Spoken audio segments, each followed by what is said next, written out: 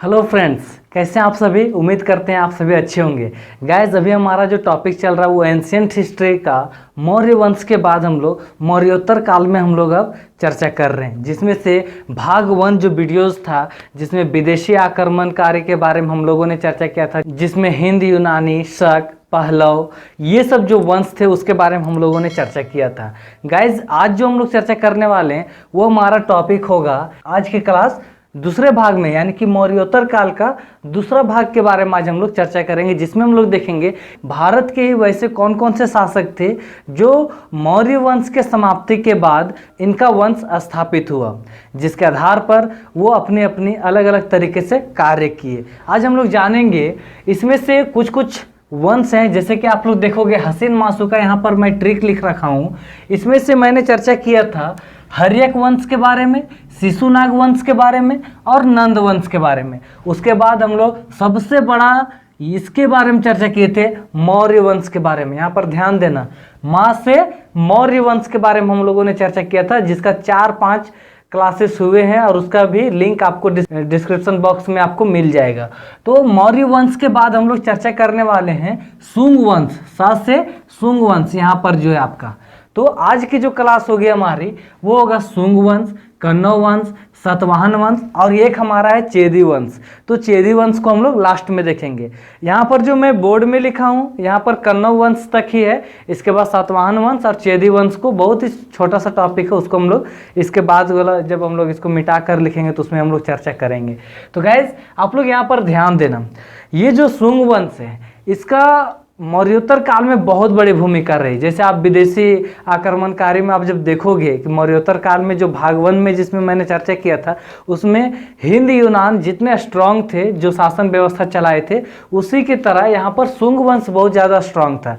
एक सुंग वंश और एक सातवाहन वंश, ये दोनों वंश से बहुत ज़्यादा क्वेश्चंस आते हैं, इसलिए आप धैर्य के साथ हमारे साथ बने रहेंगे और आज की क्लास को पूरा लास्ट तक जरूर देखेंगे, क्योंकि लास्ट में मैं एक सूचना देने वाला हूँ, तो सूचना देने वाला जो आपको जरूर जाननी चाहिए कि आखिर चैनल में क्या बदलाव किए जा रहे हैं। तो चलिए गाइस, हम लोग शुरू करते हैं मौर्योत्तर काल।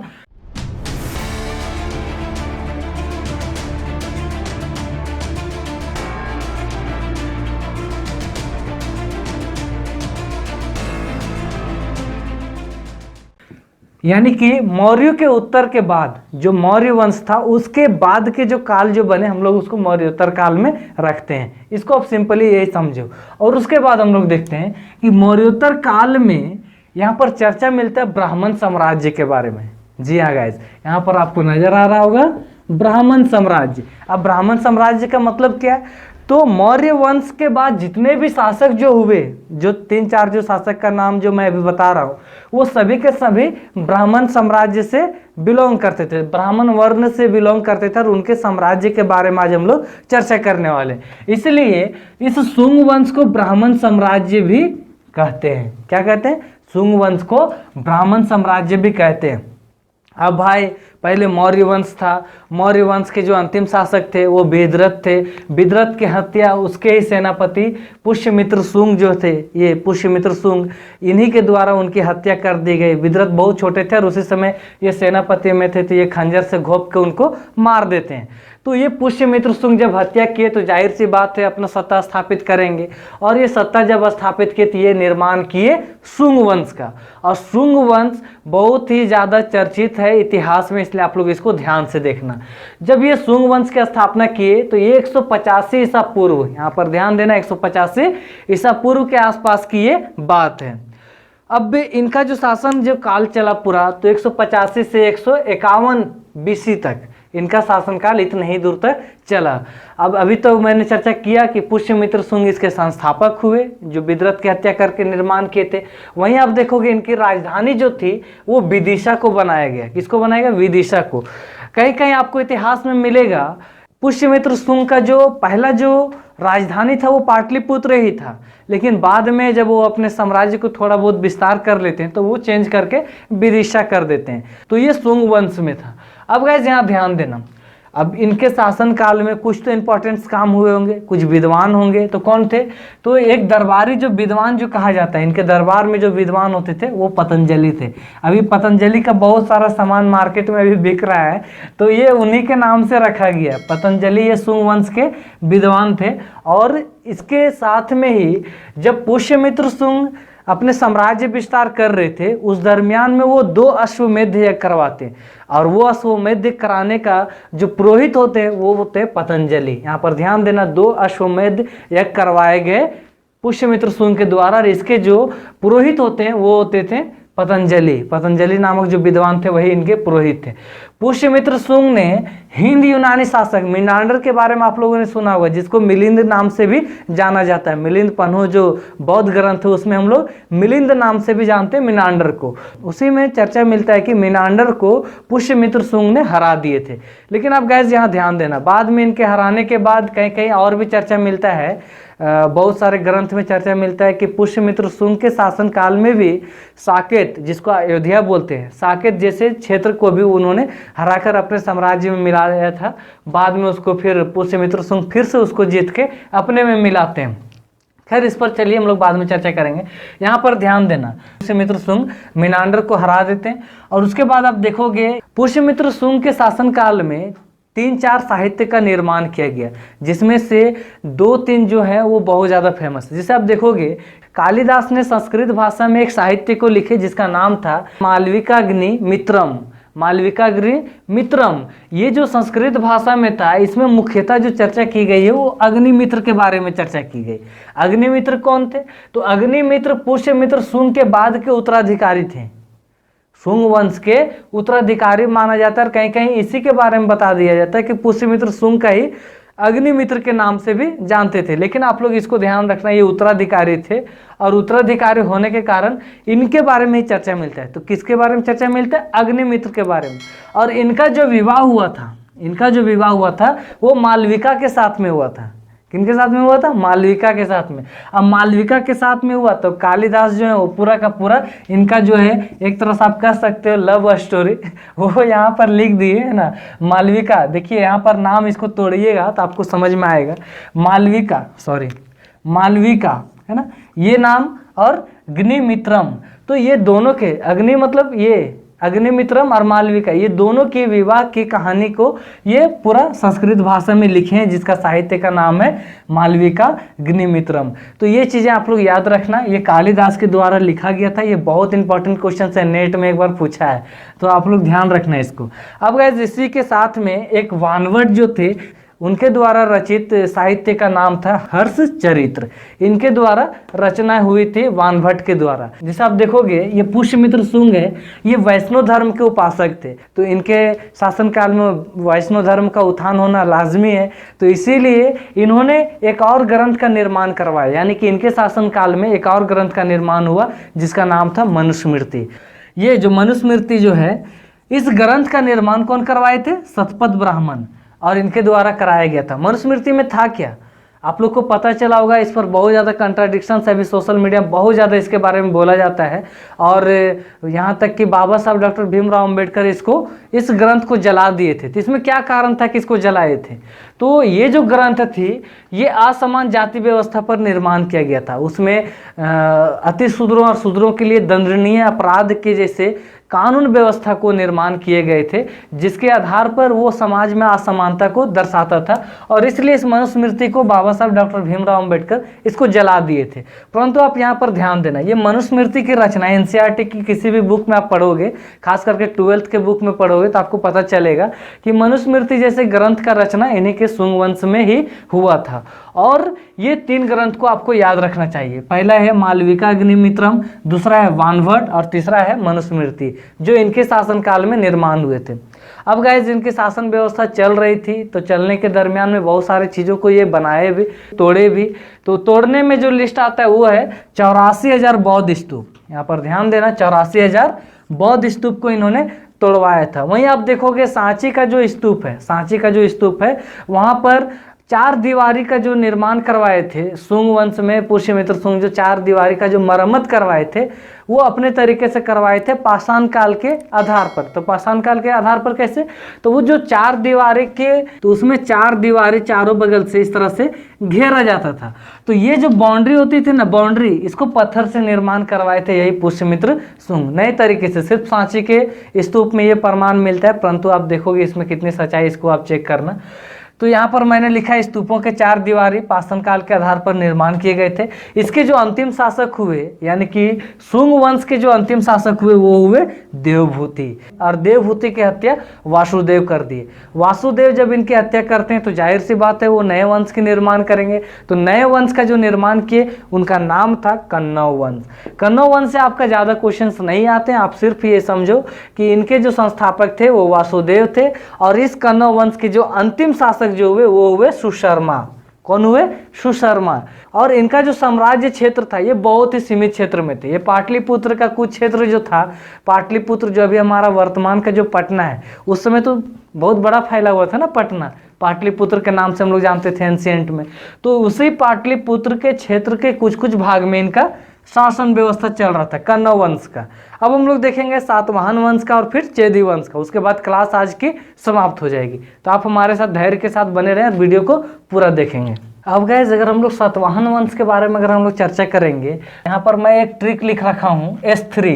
अब S3 का मतलब क्या है, तो यहाँ देखिए 3 S लिख रखा हूँ। एक S का मतलब है सातवाहन वंश, जिसको हम लोग आंध्र सातवाहन वंश के भी नाम से जानते हैं। आंध्र सातवाहन वंश क्यों, तो आप देखोगे ये जो हमारा वंश रहा ये ज़्यादातर हमारा आंध्र प्रदेश और महाराष्ट्र के कुछ क्षेत्र को मिलाकर इस वंश को बनाया गया था और उसी में इसका साम्राज्य चल रहा था। उसके बाद अब देखोगे दूसरे S का मतलब जो है, दूसरा जो है हमारा, उसका संस्थापक के बारे में जानते हैं। तो दूसरे एस में भी हम लोग देखते हैं इनका जो संस्थापक का जो नाम था वो सिमुक था। तो S4 सिमुक, S4 सातवाहन, 2 हमारा एस हो गया। तो सिमुक आप लोग याद रखना। तीसरे एस की अगर हम लोग बात करें तो इनके शासन काल में जो सबसे इंपॉर्टेंट जो काम था, ये ऐसे पहले वंश थे जो शीशे का सिक्का चलाए। शीशा का सिक्का, इससे पहले हम लोगों ने देखा हिंद यूनानी शासन काल में सोने का सिक्का चलवाए। तो उसी तरह से इनके द्वारा शीशा का सिक्का पहली बार चलाया गया था। वो शीशा और पोटिन को मिलाकर सिक्का को चलाते थे। तो आप लोग इसको याद रखना, शीशा और पोटिन का सिक्का बनाकर चलाने का जो प्रथम जो साक्ष्य हम लोग को मिलता है वो मिलता है हमारा सातवाहन वंश से। अब गाइज सातवाहन वंश है तो इसके भी शासनकाल में कुछ ना इंपॉर्टेंट काम तो हुए होंगे। तो चलिए हम लोग जानते हैं कि कौन कौन से इंपॉर्टेंट काम हुए थे। आप जैसे देखोगे इनकी राजधानी थी, इनकी राजधानी कहाँ थी, तो प्रतिष्ठान, जिसको हम लोग पैठान के नाम से भी जानते हैं। प्रतिष्ठान जो नामक जो स्थान है वो भी हमारा महाराष्ट्र का क्षेत्र में, वो भी हमारा कहाँ है, तो महाराष्ट्र का क्षेत्र में। और ये जो क्षेत्र है प्रतिष्ठान, ये हमारा कृष्णा और गोदावरी नदी के आसपास का क्षेत्र में पाया जाता है। प्रतिष्ठान जो हमारा था वो कृष्णा गोदावरी नदी के क्षेत्र के आसपास में पाया जाता था। तो ये प्रतिष्ठान उनकी राजधानी थी। वहीं आप देखोगे तो ब्राह्मणों के प्रथम बार भूमि दान करने की प्रमाण यहीं से मिलता है सातवाहन वंश से। यानी ब्राह्मण लोगों को वो भूमि दान करते थे अपने राजवंश के तरफ से, और धीरे धीरे इसी तरह से जब उनको ज़्यादा भूमि दान मिलने शुरू हो गए तो यहीं से फिर सामंती व्यवस्था का प्रचलन शुरुआत हुआ। यानी स्टार्टिंग जो होना था वो सातवाहन वंश से ही हुआ है, सामंती व्यवस्था। एक और एस जुड़ गया, आप लोग याद रखना। किनके जो प्रमुख शासक जो हुए वो हुए गौतमीपुत्र सातकर्णी, गौतमीपुत्र सातकर्णी। अब इनका नाम को लेकर जो बोला जाता है, देखिए आप लोग इसको तोड़ेंगे तो आपको पता चल जाएगा। गौतमीपुत्र सातकर्णी, यानी कि गौतमी इनके माता का नाम होगा और उनके पुत्र जो हुए वो हुए सातकर्णी। तो इनका पूरा नाम हुआ गौतमीपुत्र सातकर्णी। अगर रियल नाम देखा जाए तो कौन सा होगा, सातकर्णी।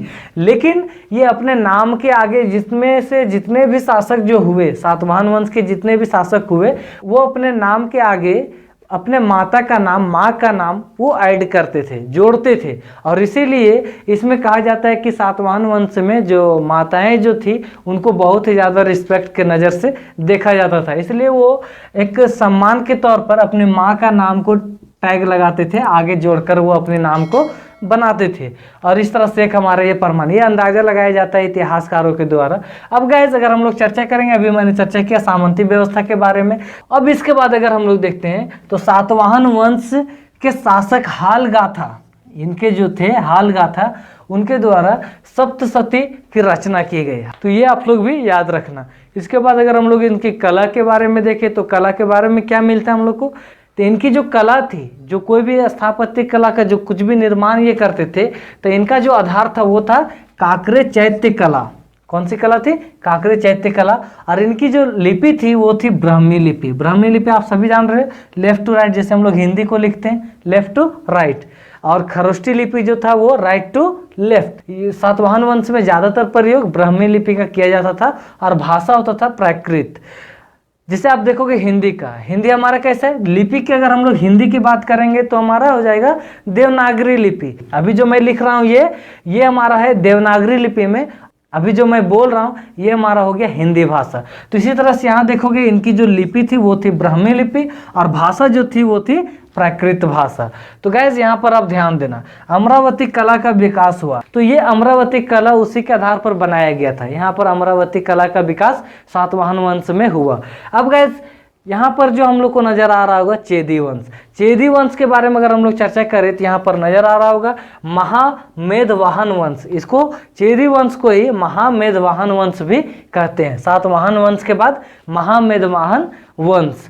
तो आप लोग इसको याद रखना। इसमें से कौन कौन से इंपॉर्टेंट बात हुए, तो एक जो हुआ कलिंग आज़ाद हो गया। अब कलिंग आज़ाद कैसे हुआ भाई, तो आप देखोगे सभी शासन तो उस तरह से मौर्य साम्राज्य जैसा तो एकदम पूरा अखंड भारत के जैसा तो निर्माण तो नहीं कर पाए थे और ना उस तरह का शासन व्यवस्था चला पा रहे थे। तो इसीलिए धीरे धीरे जो छोटे छोटे जो प्रांत होते थे वो अपने अपने स्वतंत्र होते चले जाते थे, राजा का उस पर कमांड नहीं होता था, वो आज़ाद होते चले जाते थे। इसी तरह से कलिंग भी स्वतंत्र हो चुका था और इसके बारे में जो हमारा प्रमाण मिलता है वो मिलता है हाथी गुफा अभिलेख से। वहीं आप देखोगे इनके जो सबसे प्रमुख शासक जो हुए वो हुए खारवेल। कौन हुए? खारवेल। अब इनसे जब खारवेल हुए तो इनसे भी रिलेटेड कुछ ना कुछ इंपॉर्टेंट बात होगी। तो क्या होगा कि ये जो थे ना खारवेल, ये क्या किए, थोड़ा सा स्ट्रांग होने के बाद उल्टा फिर मगध पर आक्रमण करते हैं। आपको याद होगा सम्राट अशोक एक समय ऐसा था जब कलिंग पर आक्रमण किए थे और उसको फिर अपने अंडर ले लिए थे, उसको जीत के अपने अंडर ले लिए थे। उसके बाद कलिंग में जैसे ही उस तरह का हत्या वगैरह जिस तरह से करते हैं सम्राट अशोक, उनका हृदय परिवर्तन हो जाता है और वो फिर बौद्ध धर्म को स्वीकार लेते हैं। तो कलिंग युद्ध उनके लिए बहुत ही इंपॉर्टेंट युद्ध बन गया, जिसमें इतिहास में बहुत ज़्यादा चर्चा मिलता है सम्राट अशोक को जब आप पढ़ोगे तो। उसी कलिंग को जब ये आज़ाद होना शुरू हुआ, बाद में मौर्य वंश के पतन होने के बाद जब ये आज़ाद होना शुरू हुआ, तो इसके जो प्रमुख शासक हुए वो हुए खारवेल। अब खारवेल हुए तो ये क्या किए, जैन धर्म के उपासक थे, जैन धर्म के समर्थक राजा थे और इसलिए जैन धर्म को बहुत ज़्यादा ये तहजीब देकर उसका विकास भी किए। उनके शासनकाल में विकास भी हुआ। खारवेल जब थोड़ा स्ट्रांग हो गए तो ये दोबारा मगध पर आक्रमण करते हैं, मगध पर आक्रमण करते हैं खारवेल। और आक्रमण करने के बाद वो क्या करते हैं कि वहां से एक जिन शीतलनाथ की जो मूर्ति थी, आप लोग को याद होगा, जिसको नंद वंश के संस्थापक महापद्म नंद, नंद वंश के संस्थापक महापद्म नंद जब कलिंग पर शुरू बार आक्रमण करते हैं उसी समय ये यहाँ से ले जाते हैं इस जिन शीतलनाथ की मूर्ति। तो ये एक स्टोरी थी जिसको आप लोग को याद रखना चाहिए। तो गाइज उम्मीद करते हैं आज की क्लास आपको बहुत ही अच्छा लगा होगा, क्योंकि आज हम लोगों ने 4 वंश के बारे में पढ़ा और इस तरह से हमारा मौर्योत्तर काल समाप्त हो गया। अब गाइस जैसा कि आप लोग को मैंने बताया था कि चैनल से रिलेटेड कुछ 2 नोटिस हैं। तो नोटिस ये है, अब इतना बड़ा चैप्टर हमारा समाप्त हुआ है तो टेस्ट तो बनता है, लेकिन आप थोड़ा सा घबराए नहीं, अभी मैं टेस्ट नहीं लेने वाला हूँ, क्योंकि हमारे यहाँ काम होगा, घर में काम होने वाला है, तो फिर से मेरा ये बोर्ड वगैरह इधर उधर किया जाएगा। उस दरमियान में मैं ज़्यादातर टेस्ट सीरीज को ही चलाऊँगा, तो उस समय आप देख लेना, टेस्ट में ज़्यादा से ज़्यादा अटेंड करना और उसमें से जितना भी क्वेश्चन मैं दूंगा वो आपको ज़रूर से ज़रूर देखने चाहिए। उसके आधार पर ही आप किसी भी कॉम्पिटिशन्स को निकालने के लायक हो सकते हैं। अगर आप नहीं देखोगे, क्वेश्चंस नहीं देखोगे, तो आप कितना भी लेक्चर सुन लो, पढ़ लो, जिंदगी में कभी कुछ काम आने वाला नहीं है, क्योंकि आप ज़्यादा देर तक उसको रख नहीं पाओगे ना, अपने दिमाग में आप ज़्यादा देर तक उसको रख नहीं पाओगे। और जब आप टेस्ट अटेंड करोगे तो आपको पता चलेगा कि मैं कितना पानी में हूँ, और उसी तरह से आपका कॉम्पिटिशन्स की तैयारी हो जाएगी। दूसरा नोटिस ये है कि चैनल में अब बीच बीच में खोरठा का भी क्वेश्चंस आपको ऑब्जेक्टिव क्वेश्चंस दिए जाएंगे। खोरठा जो लैंग्वेज है, हमारा लोकल लैंग्वेज है, उसका ऑब्जेक्टिव क्वेश्चंस आपको दिए जाएंगे। वो क्यों दिए जाएंगे? तो गाइज आप सिंपली ये समझो, झारखंड स्टेट का अगर आप जॉब करना चाहते हो तो आपको लोकल लैंग्वेज की जानकारी होनी कंपलसरी है। अगर आप लोकल लैंग्वेज की जानकारी नहीं रखते हो तो आप तो भूल जाओ कि झारखंड की जॉब कर सकते हो, क्योंकि आप कोई भी कंपटीशन को ले लो, जेटेट ले लो, जेपीएससी ले लो, जेएसएससी ले लो, उसमें आपको खोरछा लैंग्वेज पूछेगा ही। तो इसलिए मैं चाह रहा हूँ कि खोरछा के टीचर भी बहुत कम है, तो जितना मेरे से बन पाएगा ऑब्जेक्टिव क्वेश्चंस आप लोग के बीच में करा दूंगा। उम्मीद है कि जितना मैं दूंगा उसी से रिलेटेड आपका क्वेश्चंस पूछे जाएंगे कॉम्पिटिशन्स में, क्योंकि ये ज़्यादा हार्ड भी नहीं होता है, बस केवल समझने पर है और उसको आप आराम से टिक कर सकते हो। तो ये 2 नोटिस था जिसको मैंने बता दिया। उम्मीद करते हैं आप लोग को समझ में आ गई होगी और आज का टॉपिक भी क्लियर हो गया होगा। तो चलिए गाइज, आज के लिए बस इतने, हम लोग फिर से मिलेंगे, तब तक के लिए bye bye, take care, love you to all, thank you. Hello friend, my name is Shreya Shadiya. मेरे पन्नों भैया का चैनल सब्सक्राइब कीजिए, वीडियो को लाइक और शेयर कीजिए। Thank you.